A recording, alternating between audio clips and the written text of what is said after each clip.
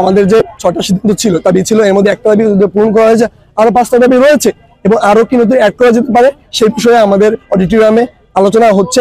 ডিসকাশনের মাধ্যমে হয়তো একটা সুন্দর সমাধান আসবে এবং আমরা বিশ্বাস করি যে সমাধান আসবে সেটা জনদুর্ভোগ হবে না অবশ্যই। এবং আমি গভর্নমেন্টকে রিকোয়েস্ট করবো যে I request government, please accept hour demand.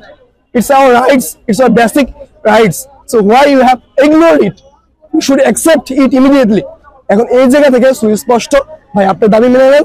7 তারিখ যৌক্তিক আন্দোলন করেছে এবং করবে এবং সারা বাংলাদেশের মানুষ এবং আপনার মিডিয়া যারা তারা কিন্তু আমাদের সমর্থন দিচ্ছেন মিডিয়া কভারেজের মাধ্যমে। এটা আমরা আপনাদের প্রতি আমরা কৃতজ্ঞতা প্রদর্শন করছি। এবং সাধারণ একজন শিক্ষা মানুষের মৌলিক অধিকার, যদি আপনি সেটা পূর্ণ করতে না পারেন তাহলে ভাই আমি মাস্টার্স করে কি হবে, আমি অনার্স করে কি হবে, যদি আমি একজন ভালো মানুষ না হতে পারি, নৈতিক মানুষ না হতে পারি। আমার যদি ইডেন কলেজের মেয়েদের হাত দিয়ে জুতো, আমার ঢাকা ইউনিভার্সিটি ছেলেদেরকে জুতো দেখাতে হয়, তাহলে আমি ভাই কি শিক্ষা গ্রহণ করলাম? এ ধরনের মেধাবী হতে চাই না, এ ধরনের মেধাবী হওয়ার আমার দরকার নেই। রাষ্ট্র এদের উপকৃত হবে না বলে আমি বিশ্বাস করি।